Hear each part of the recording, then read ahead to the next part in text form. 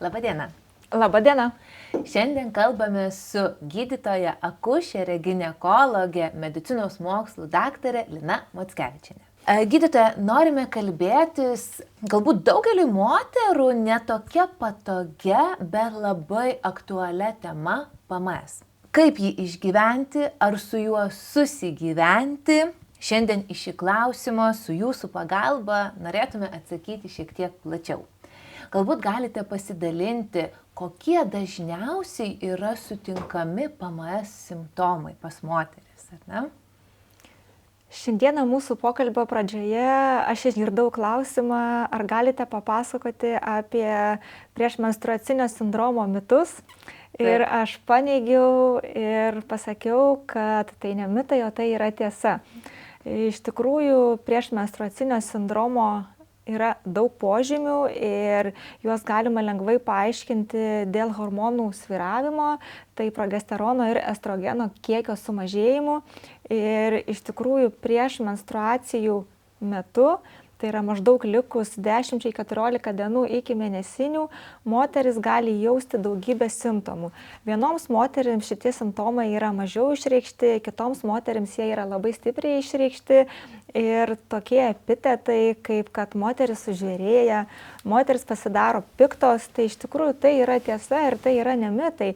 Dėl sumažėjusio estrogeno kiekio moterims darosi jautresnė nervinė sistema ir jos darosi jautresnės, jos darosi verkšlingesnės, jos darosi irzlesnės.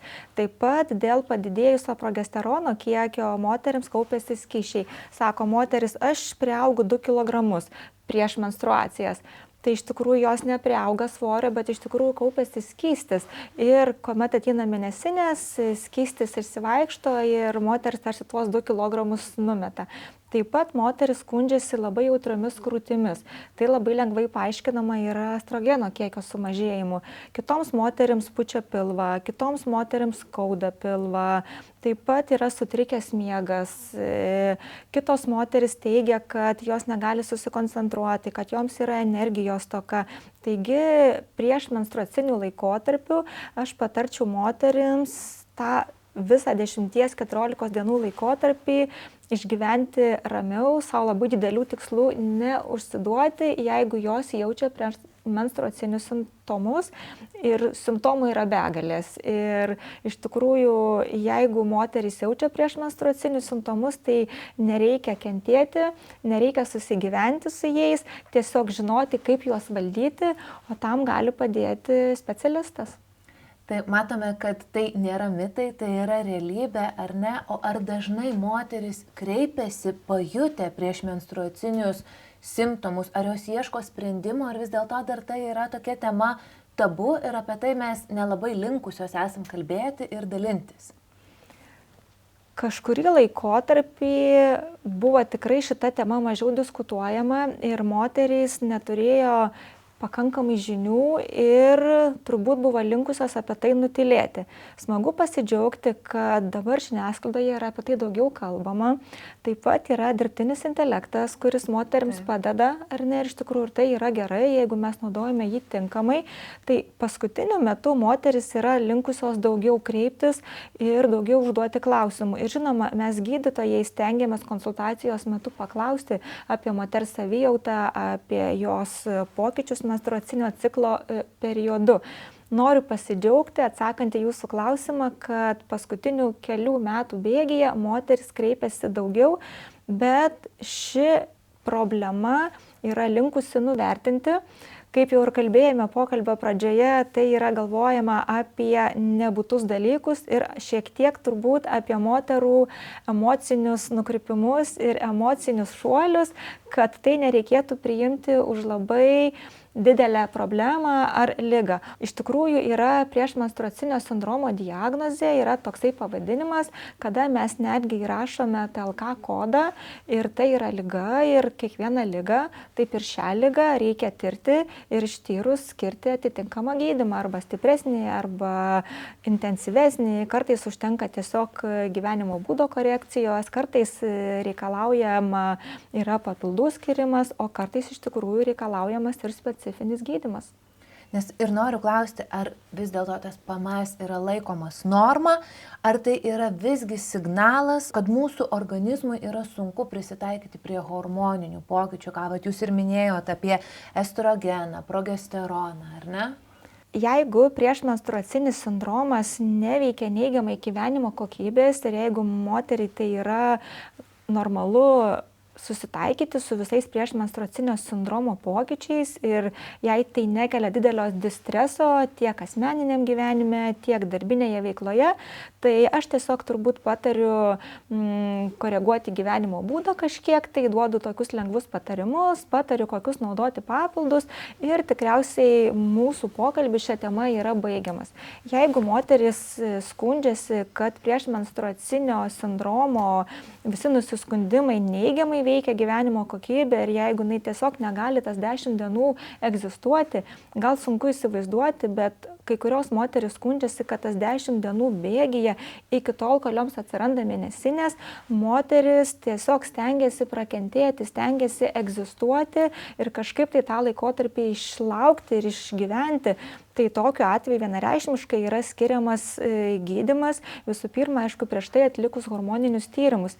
Ir ką noriu paminėti, kad visas moters ciklas yra suskirstytas į 3 fazes. Yra ta fazė iki ovulacijos, vadinamoji folikulinė fazė, kai gaminasi estrogenas, tai yra mūsų energijos hormonas, tai yra mūsų grožio hormonas ir moteris jaučiasi, kad jos yra energingos, jos gali kalnus nuversti. Tada yra ovulacija, pats pikas, tai yra estrogeno pikas, tada moters yra žydėjimas visam periode.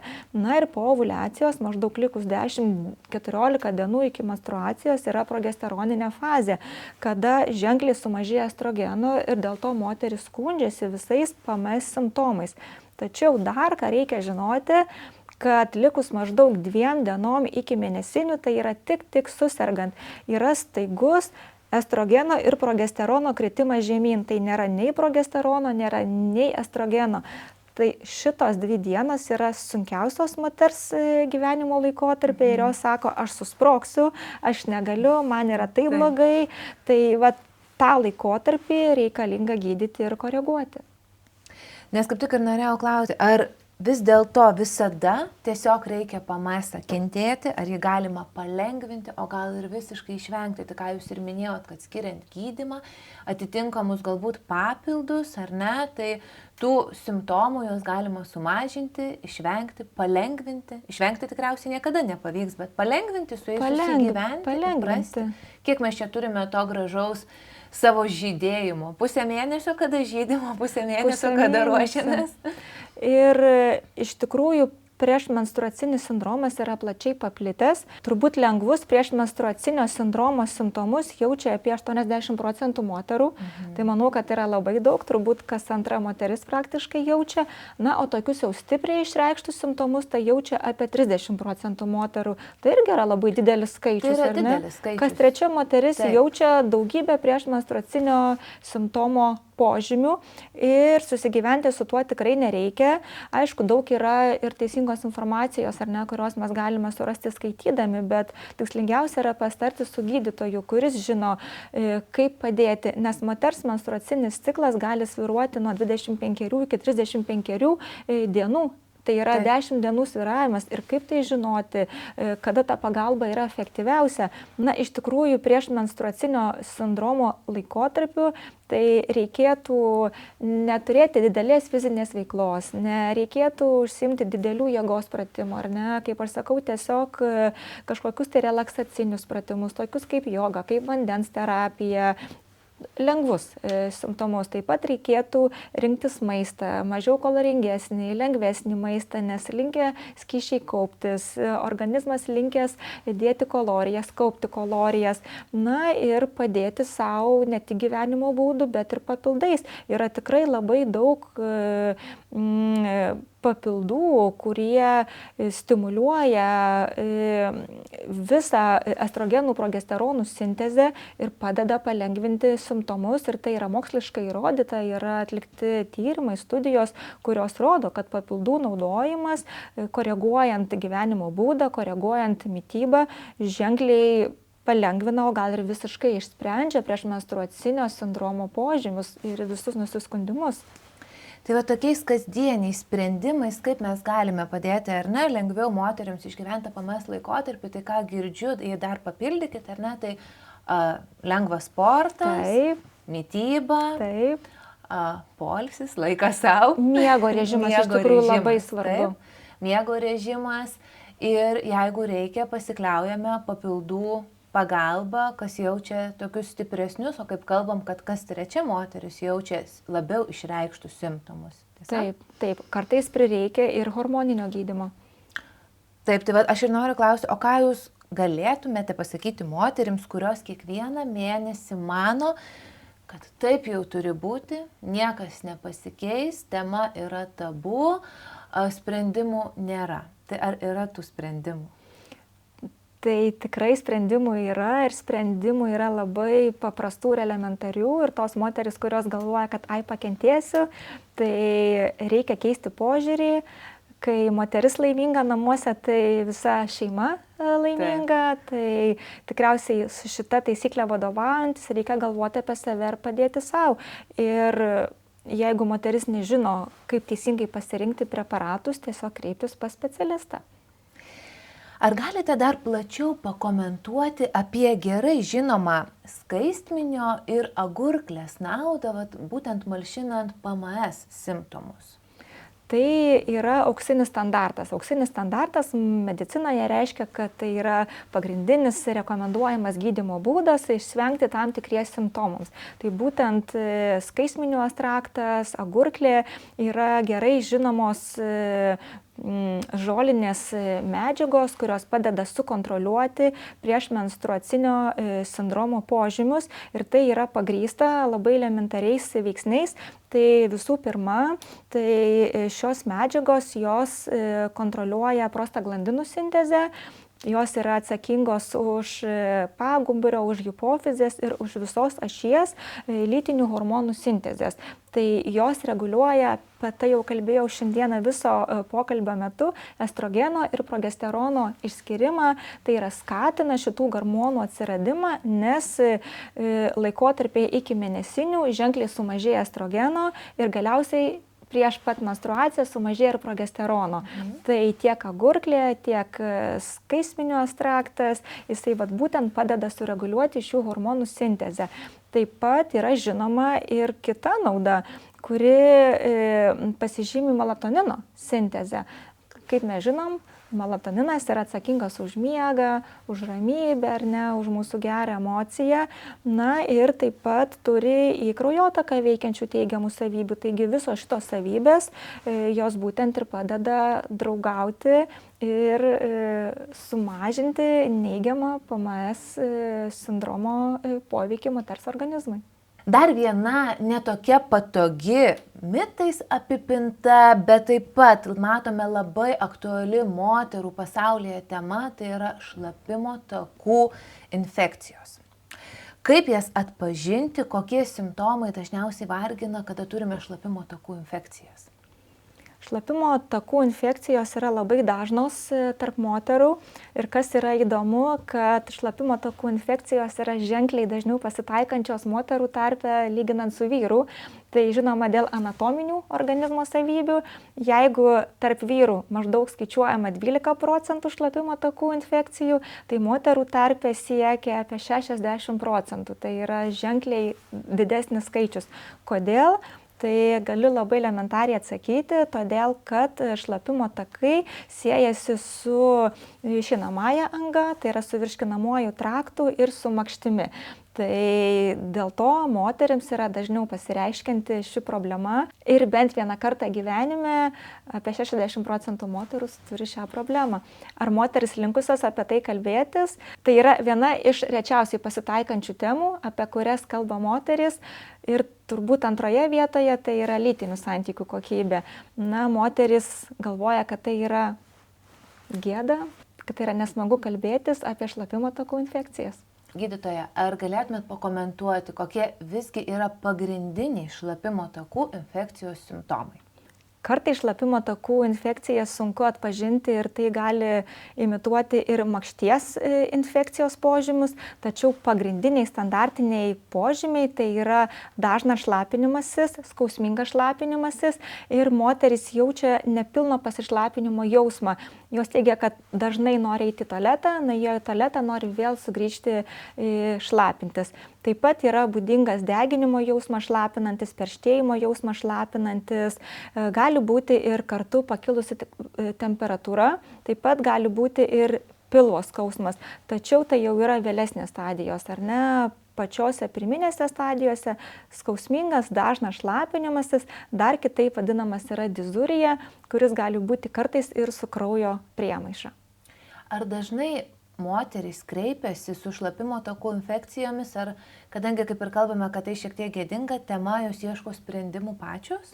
Dažnai jos ieško sprendimų pačios, moteris gydosi liaudiškomis priemonėmis, tai šiuo atveju manau, kad ne visuomet yra teisinga tai daryti, šiek tiek tai yra apiberta mitais. Jeigu kalbant apie mitus ir apie šlapimo takų uždegimus, galėčiau papasakoti tikrai daugybę mitų, ar ne, kai moteris rekomenduoja gerti šlapimą, kai moteris rekomenduoja darytis tam tikras ramunėlių voneles, ar ne, kurios iš tikrųjų yra neveiksmingos, arba tiesiog kreipiasi pas farmacininkus ieškodamos pagalbos, kai jau ta pagalba šiek tiek yra pavėlinta.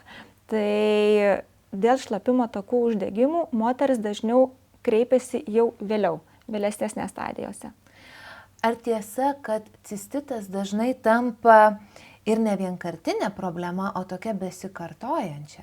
Tikrai taip, dažnai cistitai tampa neteisingai gydomi ir kaip jūs manęs ir klausėte, ar moteris linkusios kreiptis, tai jeigu moteris užsiima savigyda ir jeigu neišsigydo šlapimo takų infekcijos, po keletų mėnesių ši šlapimo takų infekcija vėl atsikartoja, tik atsikartoja stambesnių mastų su stipresniais nusiskundimais ir sunkesnėmis pasiekmėmis.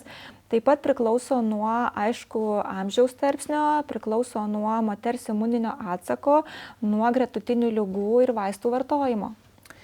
O kodėl kai kurioms moterims cistitai vis grįžta, net ir parinkus regis tą tinkamą gydymo būdą? Cistitai grįžta dėl anatominių savybių, ypatingai cistitai gali kartotis dažnai nėštumo metu, dėl to, kad nėštumo metu spaudžiant vaikučiui gimdą yra spaudžiama šlapimo pūslė ir anatomiškai susidaro labai palankios sąlygos šlapimo takų uždegimams. Tos moterys, kurios naudoja antibiotikus, tos moterys, kurios naudoja kontraceptinės priemonės, tos moterys, kurios keičia partnerius, tos moterys, kurios turi apskritai nusilpusį imuninį atsaką, jos dažniau skundžiasi šlapimo takų uždegimais ir jeigu moteris nesivadovauja gydytojo patarimais, kaip kad pavyzdžiui, prasirgus šlapimo takų uždegimų, naudoti profilaktiškai tam tikras priemonės tam, kad išvengti jų pasikartojimo, tokiais atvejais šlapimo takų infekcijos linkusios kartotis. Ar visais atvejais cistitui gydyti yra reikalingi antibiotikai? Jeigu šlapimo takų uždegimas yra pradinėse stadijose, tai dažniausiai antibiotikų nereikia, yra labai efektyvių ir tinkamų papildų, kurie būtent yra nukreipti į šlapimo takų infekcijų gydymą. Jie būtent veikia šlapimo takų gleivinę, dengiantį sluoksnį ir naudojant teisingus papildus, dažnai šlapimo takų infekcijos susitvarko be antibiotikų paskirimo. O kodėl yra svarbu galvoti ne tik apie patį gydymą, bet turint polinkį į šlapimo takų infekcijas ir apie prevenciją? Kalbant apie šlapimo takų pasikartojančias infekcijas, yra labai svarbu žinoti prevenciją ir ką reikėtų daryti. Tai visų pirma, reikėtų koreguoti gyvenimo įpročius ar ne, teisingą mitybą. tokių kaip pavyzdžiui angliavandenių naudojimas, jisai gali paskatinti miltinių produktų, angliavandenių naudojimas gali paskatinti viso organizmo mikrofloros, kitaip tariant, mikrobiotos pusiausvyros sutrikimus ir dėl to kartojasi dažniau šlapimo takų infekcijos.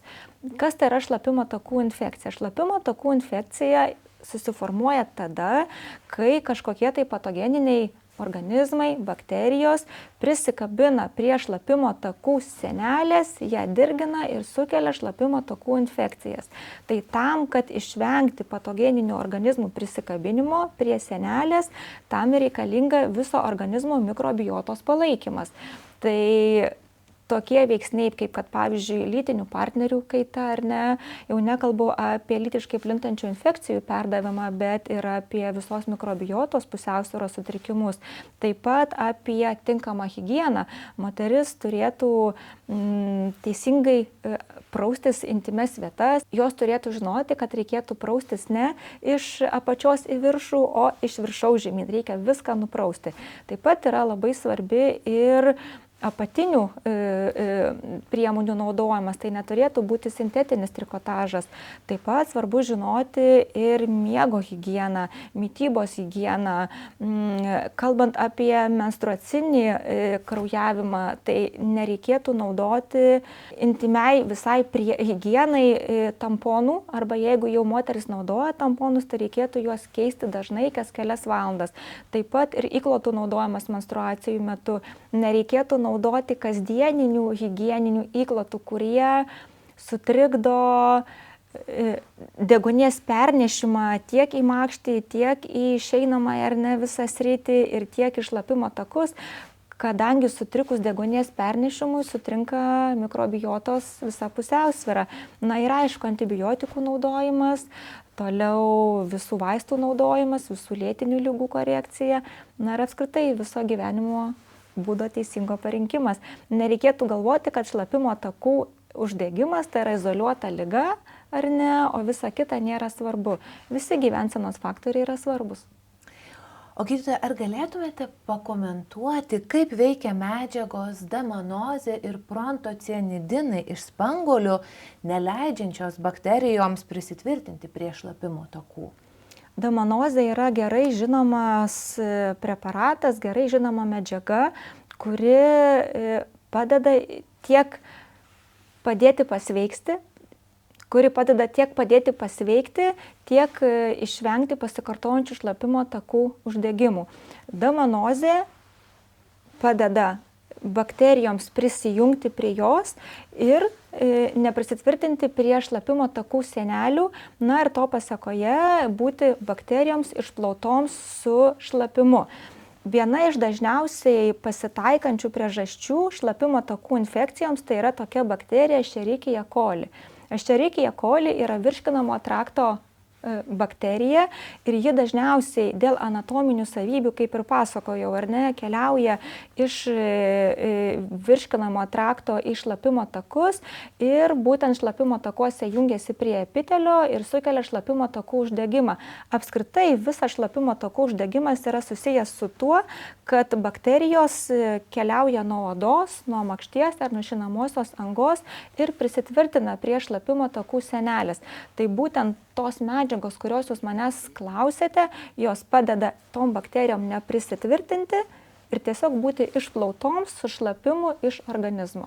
Ir dėl to rečiau pasitaiko šlapimo takų atkryčiai ar ne infekcijų atkryčiai, arba esant ūmiam susirgimui tiesiog greičiau yra pasveikstama. O kokius rezultatus galime pasiekti kombinuojant antibiotikus būtent su demanoze ir prontocianidinais iš spanguolių?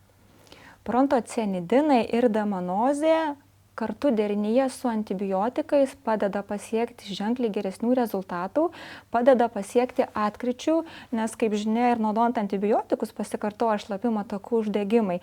Tai aš ir mes visi kiti gydytojai patariam, kada baigiame antibiotikų kursą, 3 mėnesius naudoti būtent papildus, ar ne, kurie padeda bakterijoms neprisijungti prie sienelių, keliauti su šlapimu ir panaudojus 3 mėnesius buvo daromos studijos, kad atkryčių ženkliai buvo mažiau lyginant tas grupės ir tuos pacientus, kurie nenaudoja šių preparatų. Pastebime, kad šlapimo takų problemos dažnai paaštrėja tam tikrose moters gyvenimo cikluose. Kokie tai gali būti ciklai? Pagrindinius 2 ciklus, kuriuos norėčiau išskirti, tai yra nėštumo laikotarpis dėl moters nusilpusių imuninio atsako savybių ir dėl anatominių, aišku, savybių, apie kurias jau kalbėjau. Ir taip pat labai svarbi yra menopauzės, perimenopauzės amžiaus moterų grupė. Dėl ko? Dėl sumažėjusio estrogeno kiekio. Estrogenas yra atsakingas už odos ir gleivinių elastingumą, ir esant mažesniam jo išskyrimui, kitaip tariant sintezei, suplonėja šlapimo takų, gleivinės epitelio storis ir dėl to yra daug palankesnės sąlygos šlapimo takų infekcijoms atsirasti. Taigi menopauzės laikotarpiu tikriausiai apie 30% moterų dažniau serga šlapimo takų uždegimais lyginant su reprodukcinio amžiaus moterim. Ačiū gydytoja Jums už skirtą laiką, už pokalbį. Labai tikiuosi, kad Jūsų atsakyti klausimai ir informacija suteikta suteiks moterim drąsos kreiptis į specialistus dažniau, nesigėdyti šlapimo takų infekcijų, nespręsti problemų pačioms, o pasitikėti profesionalais. Ir lygiai taip pat PMS simptomai gali būti valdomi, suvaldomi ir jų nereikia kentėti. Didelis ačiū Jums už galimybę kalbėti šiomis aktualiomis temomis ir mano žinutė į namus moterims tikriausiai būtų ta, kad tiek šlapimo takų infekcijos, tiek priešmenstruacinio sindromo visi požymiai yra lengvai suvaldomi ir koreguojami tiek gyvenimo būdu, tiek mityba, tiek teisingų režimų ir taip pat papildų naudojimu ir teisingų gydymų paskirimu. Nereikėtų ribotis vien tik tai vaistų naudojimu arba vien tik tai tam tikrų izoliuotų gydymų. Visas gydymas turėtų būti kompleksinis.